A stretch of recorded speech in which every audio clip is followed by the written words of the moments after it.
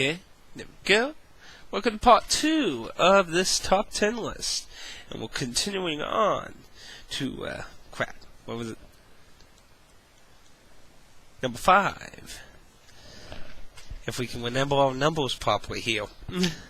Number 5, Final Fantasy Crystal Chronicles 1. During your, again, if you happen to be watching this video first instead of part 1, which you should be watching first, but if you're not, there are spoilers, obviously, but if you're not, spoilers. Anyway, going on. During your journey in Crystal Chronicles, years end and you gain memories. The player is presented a recap of the year as they progress through the game in their journey of protecting their city. See, basically in Crystal Chronicles, the world is covered in a mist, and the only thing that keeps the mist away is the holy power of the crystals in each city. And they have caravans that take small part of the crystal in they carry in kind of a little lantern-like thing to journey into the mist to basically get fuel. I can't remember how they refer to it. It was a type of drop or that, but it's basically fuel for the crystal in those cities to continue protecting from the deadly mist, which the monsters live in. So you go through hellish places, castles, caves, just haunted graveyards, or just normal plains and areas, in your caravans, just traveling, trying to gather the little dewdrops for the little crystal in your cities. But over time, you'll eventually start piecing together ideas of what's going on and what happened. And you'll find out that the mist is being created by a meteorite had hit the world and created this mist for these monsters and shit to live in. And you actually eventually get to a abandoned town that has Carbuncle in it, if I remember quickly, who will explain a little, I believe he explained it a little additional about, but overall, there was a unique sequence you had to go through to get a special element attached. See, there's like a elemental thing for your little lantern thing with the crystal, and it would allow you to enter certain zones, and you need a special element that basically is non-elemental to go through the final area. But anyway, what is interesting is the memories themselves. You see, they play a crucial role in the end of the game. As you progress through the end area, finding more out about what happened and shit, you'll run into the final boss, who has multiple forms. As you take down these multiple forms, you would intriguingly, obviously, reach the final form, which was a hellish fight. I first time fighting it was just by myself, and then I did a 2-man of it with my friend's killer, who was immensely weaker than me, so I had to revive him constantly. And then I did one other time with 4 people. Very fun then, but very, you had to concentrate a lot when you're doing it by yourself. I was a yokel.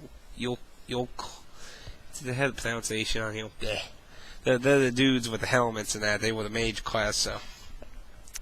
Their defend was actually very unique for it, because it makes them go vanish. But anyway, I'm blabbing on about stuff. In the final fight, basically the true evil, he eats memories. He enjoys the taste of memories. So your memories you've been collecting, because there's actual, if you ever looked in your stats and that, you would find there was a memory counter somewhere.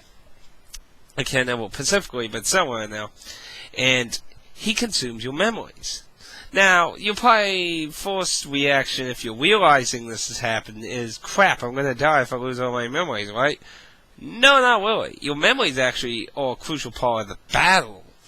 Basically, your memories will manifest into the physical forms of your family members, your loving family. Your memories of your journey and your quest take physical form of your family members and desire you to collect them.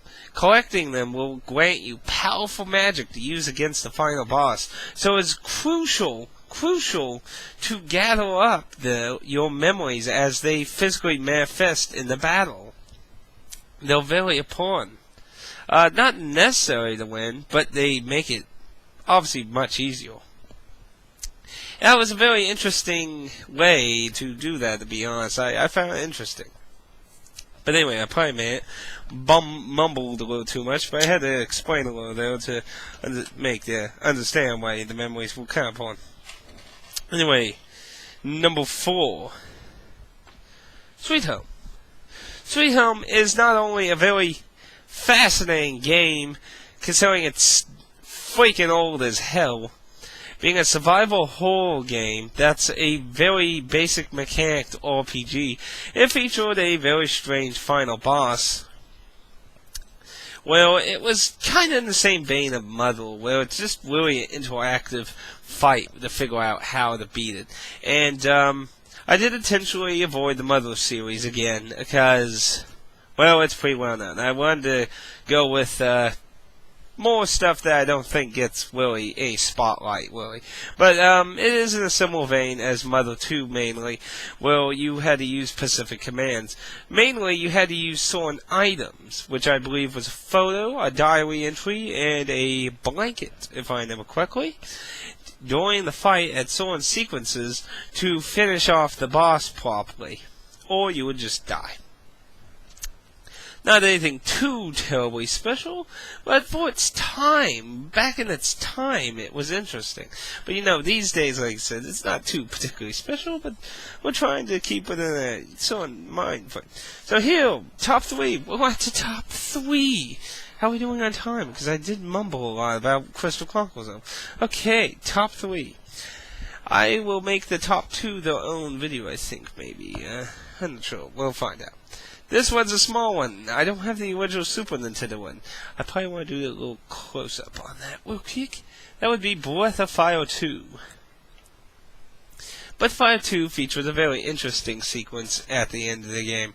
Basically, you would discover the Dragon Tribe, nearly dying and barely existing, and you're seeking the remnants of the dragon power to use against the evil goddess in the game. And you're told you have to choose one of your friends to be sacrificed so you could obtain these dragon powers. In a way, it's kind of like the Summoner quest in Final Fantasy X, where they had to choose someone to become their final Aeon. This is in a similar vein, except in that, the characters just automatically decided, no, we're going to kill you instead. In this, you're actually given a trial where you are presented to pick someone as you interact with your party members as they present themselves to you to be sacrificed, either saying that they feel that they're inferior and no real help to your journey, and that this is a real opportunity to be truly helpful, or your friendship or love or whatever purpose or reason, throwing themselves at you to be sacrificed for the greater good. As you interact with your own self, you're told, who do you choose? The game is trying to trick you, though. It's trying to test your faith with your friends. Do you believe more in your friends, or do you believe in an ancient power more than your friendship?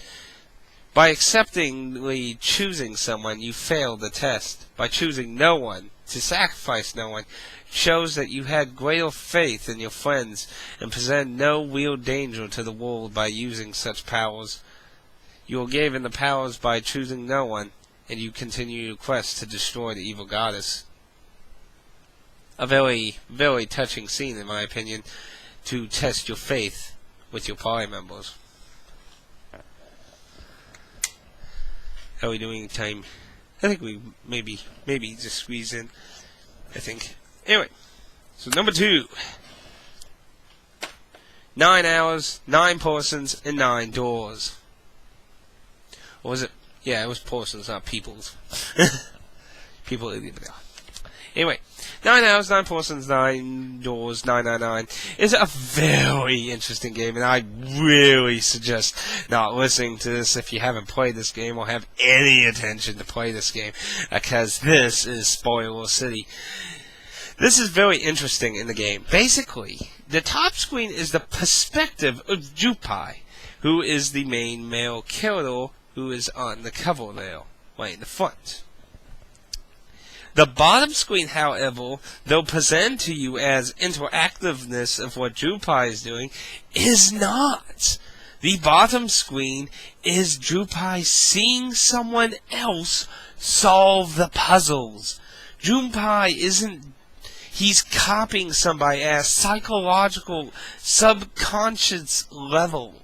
Yes, the bottom screen is someone else's fucking perspective. So while Drupal is doing these same actions, he is not really doing them with his own intellect. He's doing them with someone else's. And this other person would be Zero. But who is Zero, and why would Zero do all this if he, or in truth, she, was in the same situation? It has to do a lot with the plot, to be honest. But in the very final ending, you're given a very interesting puzzle, because the whole thing is flipped upside down. And this is where you realize the bottom screen is supposed to represent someone else. In this sequence, you play as Zero as a child, reliving the exact same event that she had to live. And basically, this is the opposite of what happened. Why, during Drupal's journey, he sees the events of what happened to someone else in his head. The game flips around where Drupal is now showing Zero how to solve a puzzle. Why, the bottom screen is Drupal, the top screen, you're forced to flip your DS upside down to show you that is a different character that is shown the touch screen. And basically during this sequence, Drupal has to solve this difficult puzzle for a child to live. This strange paradox, time cavorting insanity of this ending is fucked up, and there's so much more to it. But that's just a basic idea of it. It's truly a paradoxing storyline with multiple endings and just beyond insanity. So, sadly, we'll have 2 minutes left to do our final choice, which is Lunar 2, Atonal Blue, number 1. There was a very unique scene. You know, it's far too common where a game's mechanics interfere with the world, the logic of what you could do. What I'm saying is like, say, Final Fantasy VII, where Ares dies, but you can't throw a Phoenix down on her. It's like, oop, you can't revive Tether. Oop, you can't revive Gondorf, or however you send his name in Final Fantasy V. Oop, they're dead. You know, I have these instant reviving items and magic. Ooh. That's why I always prefer the term that you're knocked on conscience in battle, and that way it's not as fucking confusing. But anyway. The unique event that happens in Lunar Atonal Blue is much closer to the end, basically. Well, Lucia, who is the girl right there on the cover, will get an opportunity to destroy Zafar, I think that was how I pronounce it, by absorbing all of Athena's power on Lunar. This event consumes all magic to her. And instead of using it, because she realizes at the last moment that it would destroy everything. It would destroy all of Lunar if she used it. She gets kidnapped, and basically everyone's left magicless.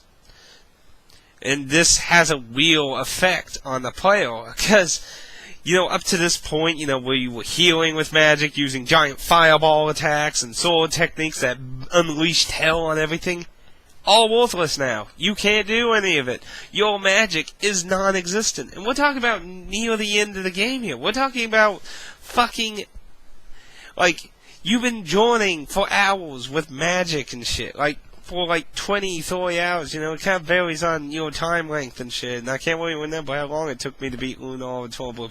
But we're talking about long fucking time frame here. And then you're gone. No magic. As a real effect of a story event, nobody has any magic, and you have to re-strategize how you're going to deal with enemies and bosses. You fight a boss without your fucking magic. And these things ain't very designed to be merciful just because you have no magic. They are to a certain extent, but at the same time, I can truthfully say I feel that this was given as an opportunity of difficulty towards the player. It's a very memorable scene, in my opinion, because a lot of times when story events like this happen, they don't usually have real consequences on you as a player in the gameplay aspect, just the story. But this is a story event that had real gameplay changing effects towards the player, and though you would obviously get your magic back at some point, you had to go through a portion of the game being completely incapable of casting any form of magic. And that, in my opinion, is a very interesting and memorable interactive scene for the player. That was my top 10, and we're pretty much out of time, so I hope you enjoyed this list. Please share with me your thoughts, whether you agree or disagree, whether you find that interesting or not interesting, or other events in other games you thought were interesting, interactive experiences for you as a player to experience story-wise in a gameplay experiencing way. I hope you enjoyed. Until next time, dear viewer.